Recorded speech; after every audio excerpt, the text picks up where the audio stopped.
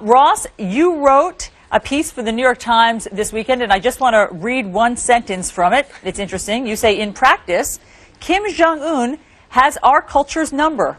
Letting angry people impose a little censorship is just the way we live right now. Ross, you make it sound like this is an everyday occurrence. What's happening? What do you mean? Well, it's that's a little bit of columnist hyperbole, but my point was just that what's happened with Sony and the interview and this movie is not all that different from what we've seen play out repeatedly in the U.S. and Europe with controversies around Islamic fundamentalism, with whether it's South Park episodes being pulled or opera houses canceling performances or various things that have happened where basically people threaten violence and cultural institutions basically retreat. And then this happens on a sort of lower scale on college campuses with commencement speakers getting disinvited and so on.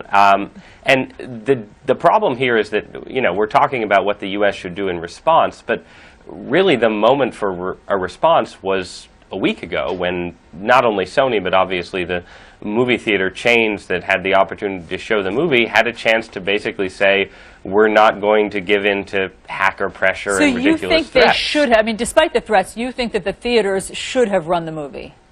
Yes, absolutely.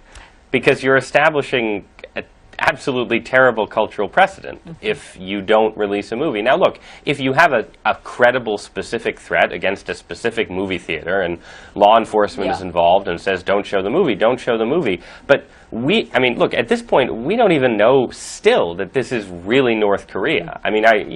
We think it probably is, but the North Koreans have every reason to bluster and pretend that it's definitely them. And we have no evidence whatsoever that they're capable of actually pulling off terrorist attacks on our soil. So retreating as we did was, or retreating as Sony and others did, that was the mistake, I think.